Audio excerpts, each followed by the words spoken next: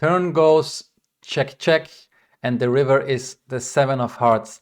And I'm pretty sure I know what's gonna be the emotional reaction here for most people. OMG, this is so scary. What am I supposed to do now? Because we have a hand that doesn't look very nice, right? It's a pretty weak hand. We're not having any amazing blocker properties or something.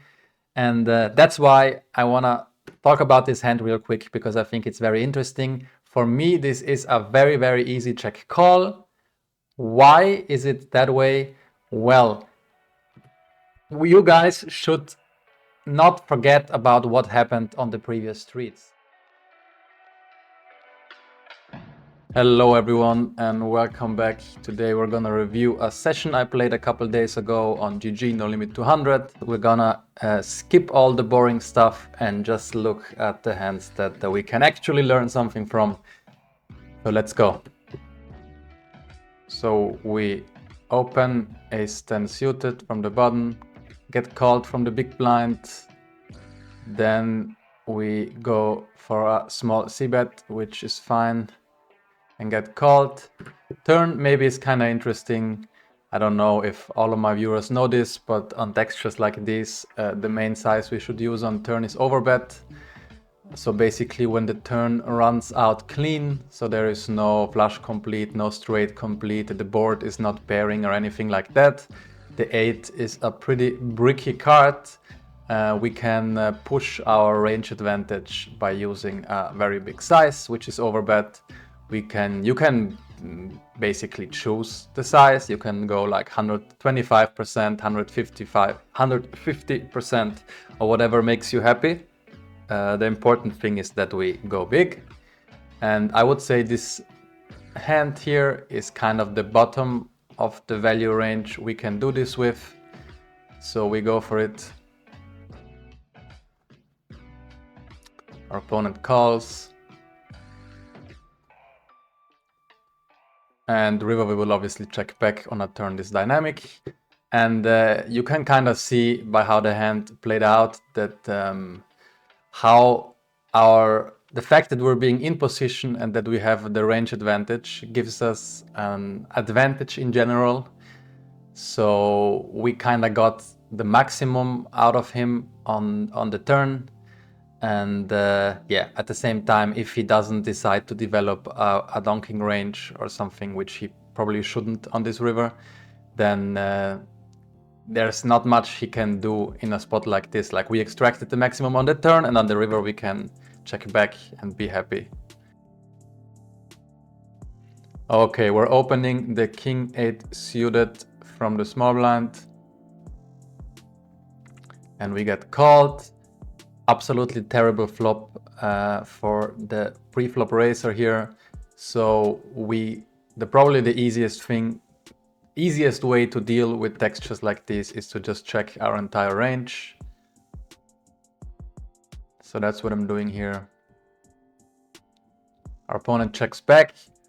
Now turn is kind of interesting because we're in a delay line now.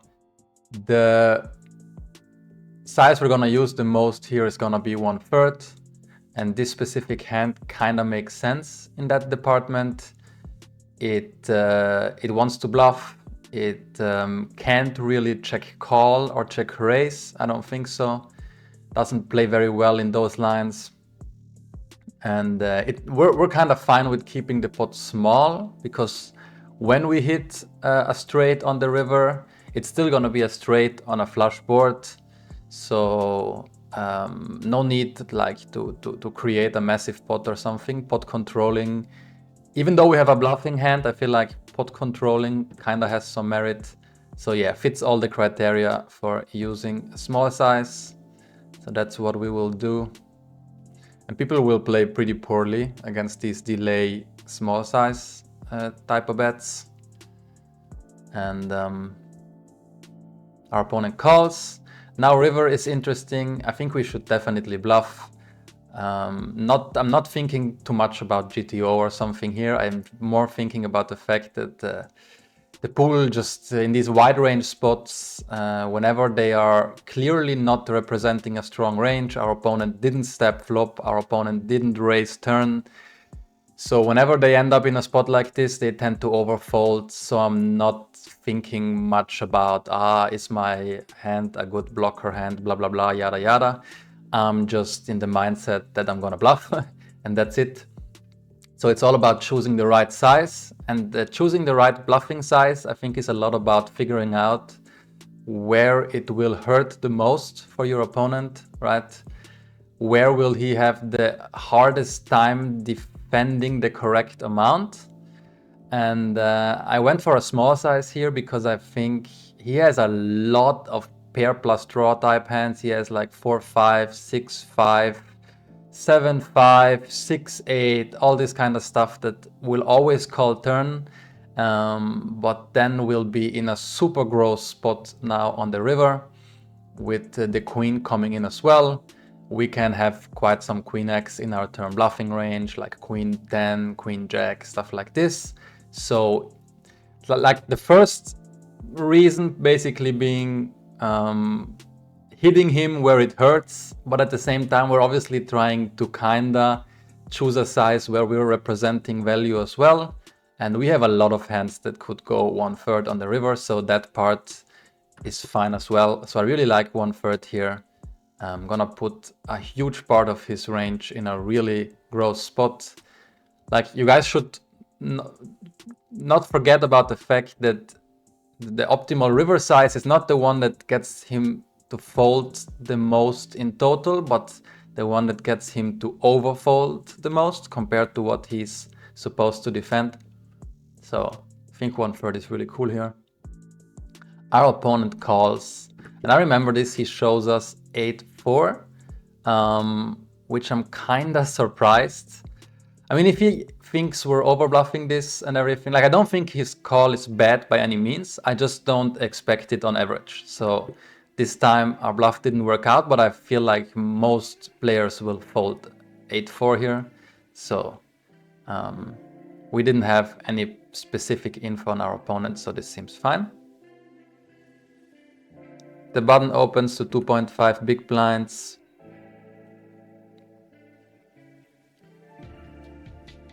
Small blind 3-bets to 12 big blinds, which is a pretty big 3-betting size, but is kinda GTO approved, I guess.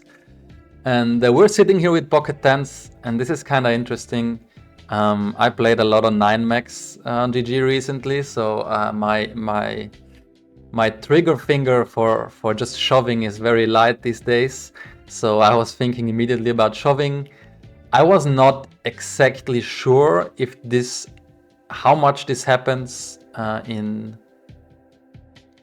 GTO land in a normal 6max game, 100 BB deep. So I looked it up afterwards as well, and it kind of proved my point, because pocket tens is shoving here sometimes. The reason why I decided to shove in-game is to simply, like, sometimes that can be enough of a reason, is just to keep our life simple, to not put us in too many 0 EV close spots.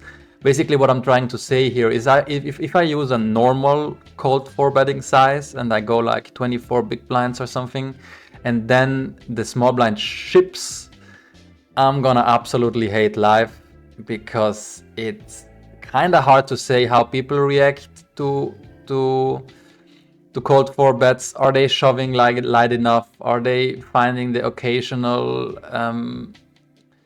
5-bet bluff shove? Are they going thin enough, etc., etc.? And so a hand like pocket 10 specifically, that is a call, it's gonna be a call in GTO land. I looked that one up as well. Against an actual human opponent, it might be very, very, very close. And so I'm kind of putting myself in a spot where I'm not sure what exactly will be the highest EV line. If on the other hand, I just shove directly myself, and if that play is GTO approved, then I know my play is fine, and there's no way for massive confusion or something. So you will see me tank a bit here, and then I will shove, and we got the fold. Not a very spectacular hand, but I thought it was interesting that you can actually shove here.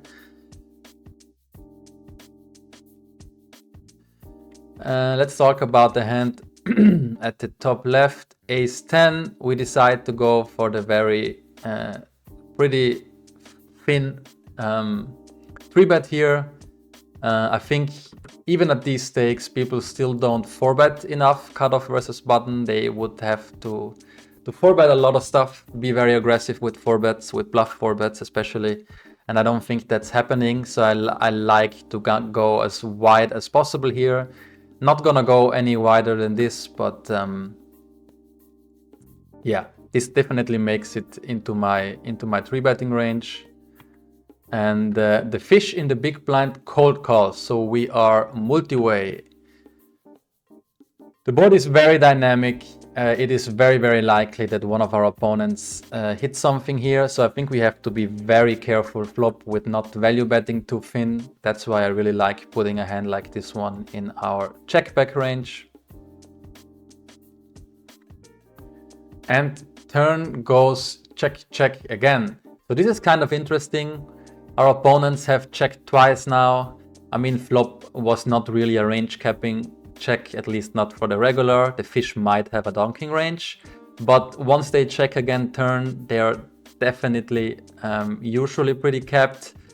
The fish will tend to fast play way too much in general. So that's a general read we can have on recreationals.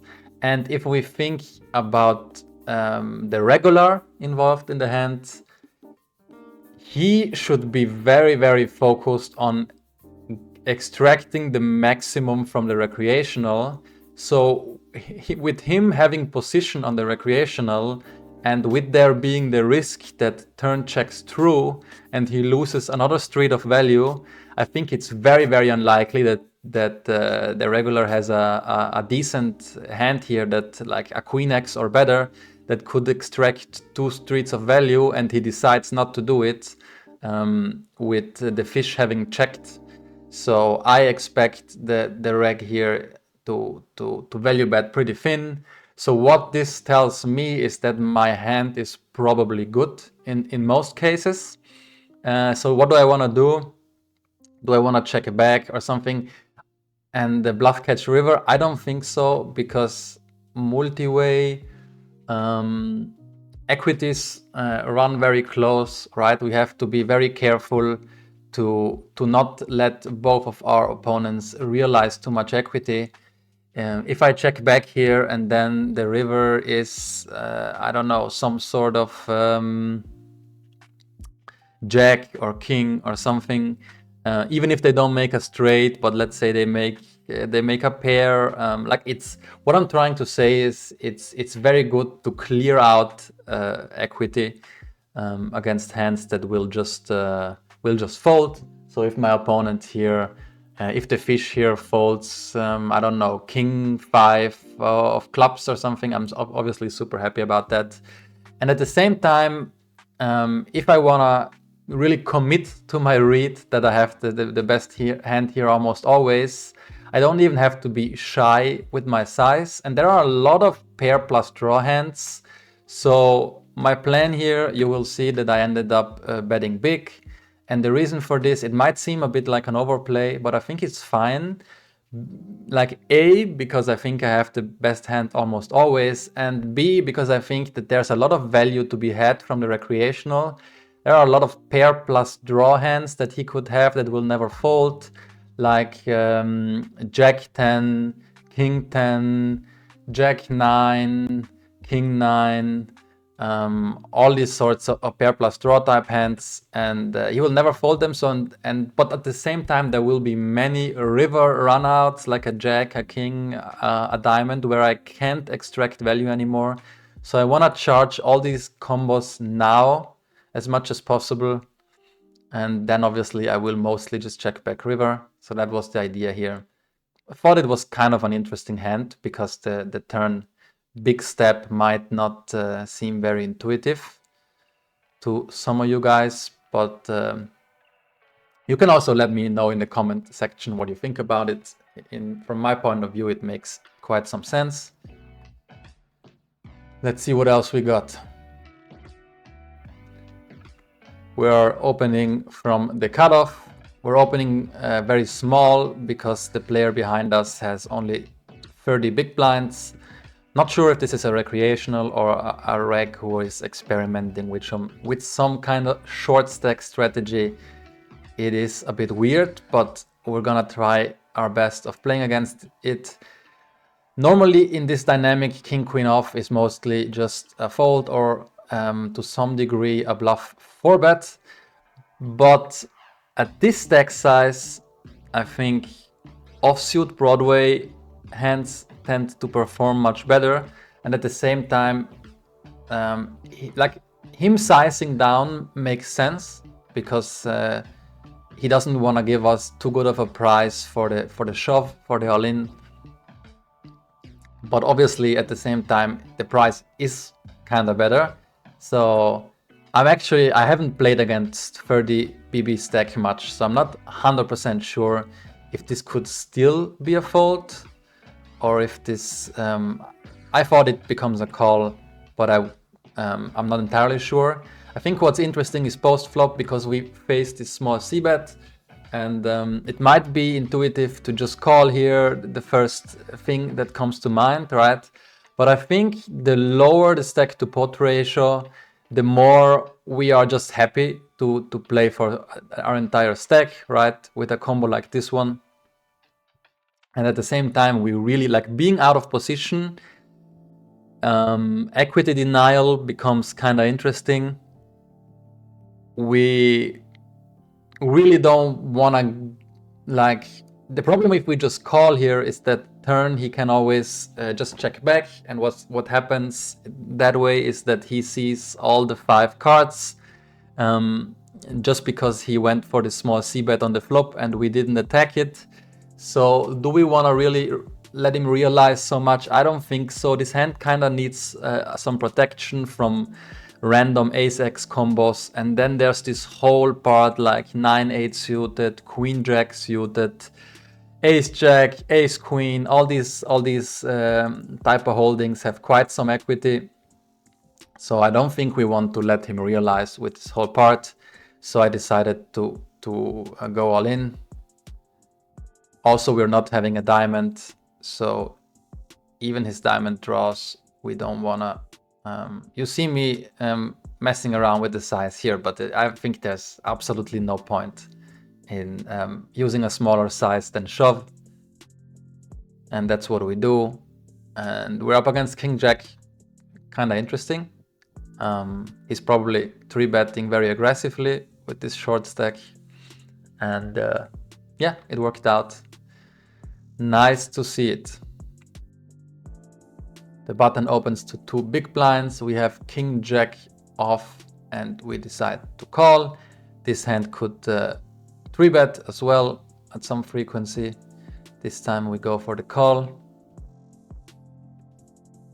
Then we face a very tiny c-bet. If we were to look at this spot from in positions perspective, from a GTO perspective, he should use a big size and play a mixed strategy.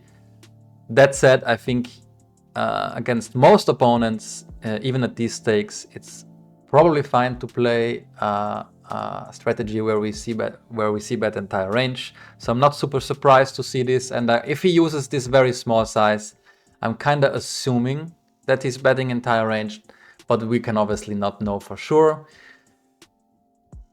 Obviously, if we face his entire range here, we should check raise pretty aggressively, and king jack with the king of spades seems like a decent combo to do so. So you guys will see me check raise here. Okay.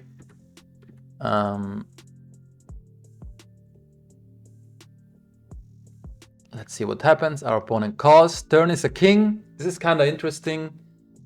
I would say overall, the king is not an amazing combo for our flop check raising range. Our flop check raising range will be some ace-x gut shots, like especially if we think, I mean, our value range is always fine because our value range is was value on the flop, so it will be usually value on the turn as well. Even though if we think about hands like ace-9, things also got a bit worse.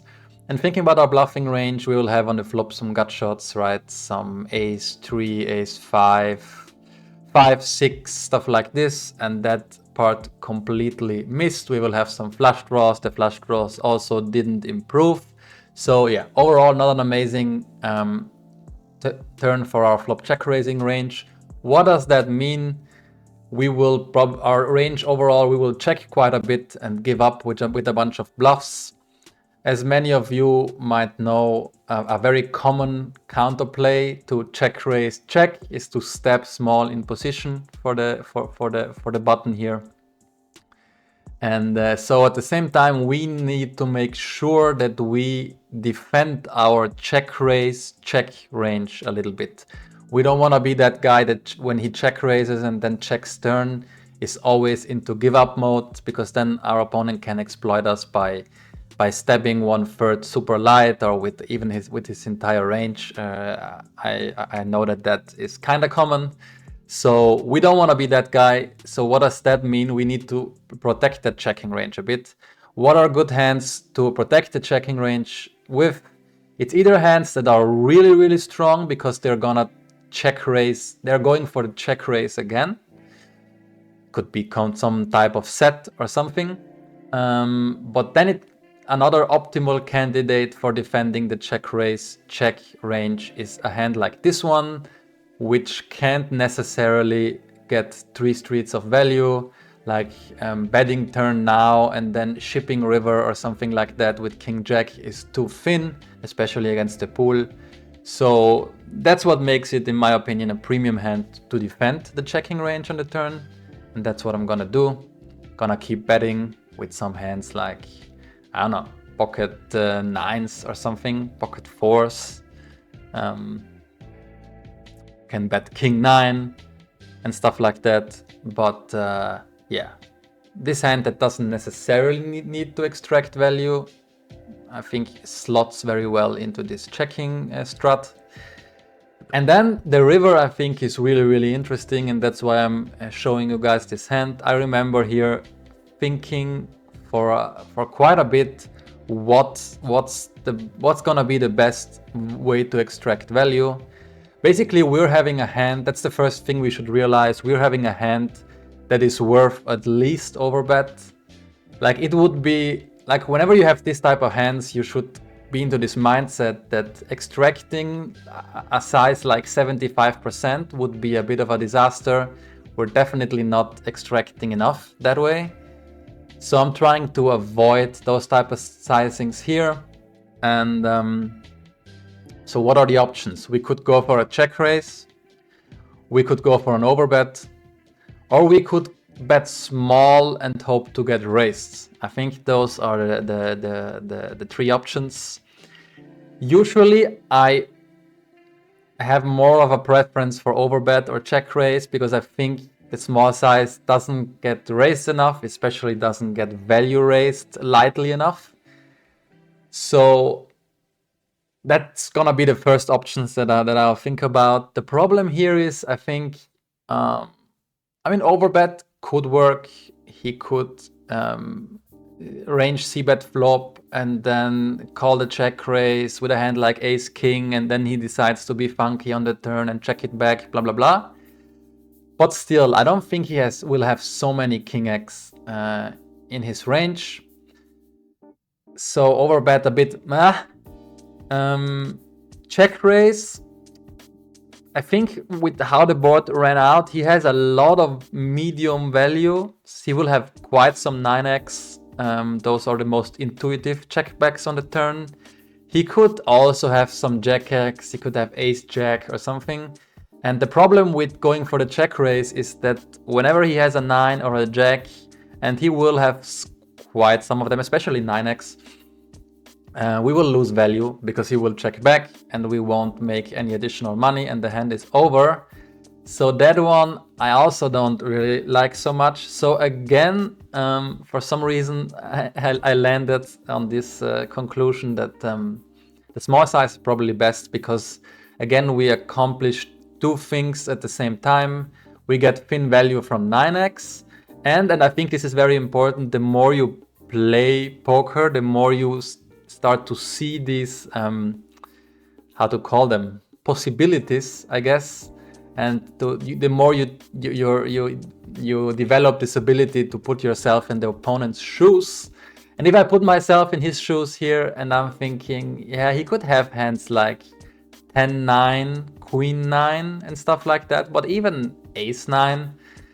And if I would face a small bet with those type of hands, I would be very tempted to bluff raise, because my hand, like, it's a bit gross to bluff catch, because I will lose against a thin value hand pretty often. And at the same time, with 10-9, Queen-9, again, I'm talking about his perspective, he will block straights.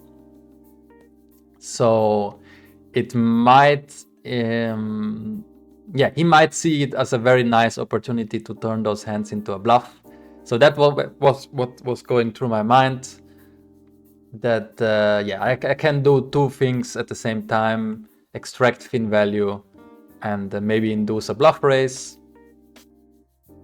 So we went for the small bet here, which is not something I tend to do super often, but in some specific spots I think it makes a lot of sense.